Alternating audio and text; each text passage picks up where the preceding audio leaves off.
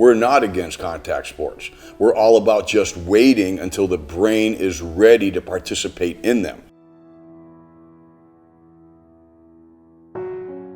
Mac Parkman obviously was my son, and we lost him last year to suicide, and it was determined after he died when we had no clues. I mean, our son just took his life.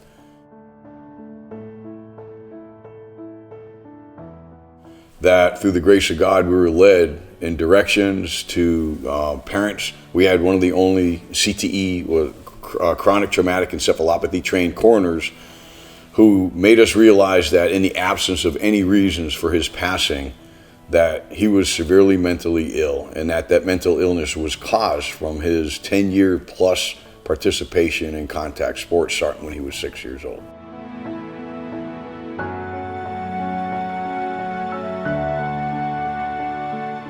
I honestly feel that this is the largest public health care gap that we have right now as parents and the society in America. It's the trauma caused when kids participate in contact sports before their brains are fully developed and fully functioning. And the processes that they impact during that combination of a developing brain and contact sports is leading to critical spikes in mental illness that we feel are threatening our youth population. But for every contact sport, there is a non-touch form of that sport, a non-contact form of that sport that is okay. There's flag football, there's touch rugby, there's no head soccer. So we're not saying we're trying to change the culture. The culture, you're never going to get rid of sports in America. What we are saying is that we need to just wait for these children to participate.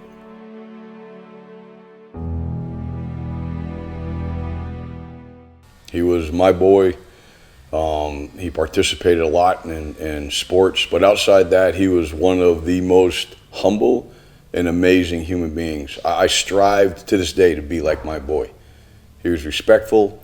He loved everybody, never said a cross word, was a follower of the Lord. And, he was just this amazing boy that sometimes I just don't know if I was his real father. I mean, he was that amazing. And, and through his participation in youth sports, we lost him. We lost a child to suicide that should still be here because what he suffered with and suffered from is absolutely 100% preventable. It's the aggregation, the lifestyle, and that's what happened to our son. Football, wrestling, snowboarding. 10 and a half months a year of this on a developing brain. Adult brains are still not immune to the impacts of this. It's not a contact sport, it's a lifestyle. My son was hurt. He wanted to wrestle. I'm a man. He wanted to play football. I'm a man. I wanted to snowboard, escape. He wanted to snowboard. He was a great skier, but he was a learning snowboarder. We have no idea because he was off on his own how many concussions he might have had. You add all this up, and he ended up with mental illness, which is logical. You cannot do this to a kid's brain and not expect some consequences.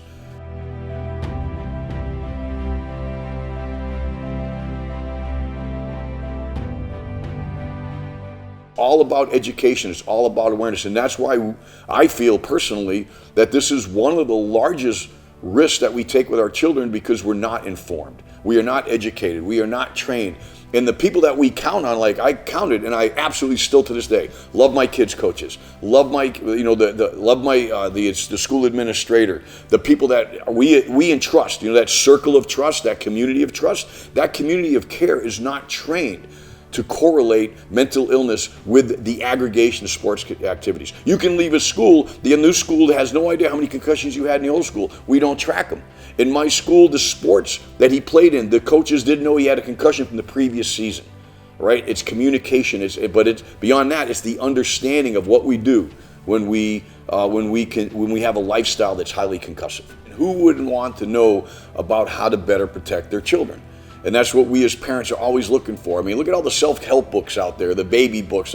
We read everything there is out there because we want our children to grow up better than us. 100% of parents want this for their child. But we cannot prevent them from risks that we don't understand. I know that drinking and driving is bad. I know that doing drugs is bad. I know that the underage sex is bad. And I work so hard to help our son understand that. But I didn't know that playing back-to-back sports and snowboarding was going to lead to him not being a part of our lives. And I think that's where, that's where the big gap is. It is purely an educational awareness gap backed by research and science that can lead to not significant change, just saying, look, just wait. When kids are participating in contact sports before the age of 14, they're hurting their brains. That's when I will be happy. When contact sports are eliminated at the middle school level because of that rationale. I know that's a very large goal. It's a long-term goal, but I think when we start talking about saving our kids and our treasure and just the logic of waiting, I do not think it's too far. All we're saying is wait, and there's a reason why you need to wait, and that is your child's health, and that is his future. You only have one brain. That brain determines who your child is, who he's going to be, and is 100% behind how successful that child will be in life. Why do you want to impact your child's future? Over 7 million children right now diagnosed with some form of mental illness. We are absolutely confident that a percentage of that population is experiencing mental illness because of what our son was going through. Concussive trauma on a developing brain. And I want this pain that I'm in to not be experienced by any other parent. Nobody wants this. What my wife and I have to go through every day. Thank God we have other children. But I don't want any parent to go through this, especially since this is voluntary. You either put your kid in contact sports before they're 14 or you don't. What parent would want to do this? And so, thank God for the support of the Concussion Legacy Foundation and Boston University to help us understand why our son was here, because honestly, I wanted to go after him. No parent wants to be here without their kid. And so now that we have some closure, now we have a foundation, we have a message to parents out there. It's just wait. Everybody loves football. Hell, I got a Tom Brady painting, a signed oil painting. I got a Gronkowski shirt signed. Everybody loves football, man. But there's a time. That old song, there's a time, there's a place. There's a time for it. And the research, everything is screaming, just wait till they're 14. All the primary developmental process, and we can go into science, we can talk about the prefrontal cortex, which takes most of the impacts and how that is responsible for most of the executive functioning. You cannot exist as an adult in this life without a fully functional prefrontal cortex. And this takes the majority of the trauma. And it does not develop until it's the last part of the brain to develop. That's why not exposing this to adolescents is so important. We're asking for parents to be informed, to understand the logic and dynamics between a child's developing brain being exposed to concussive and subconcussive hits and how that impacts the brain and leads to mental illness.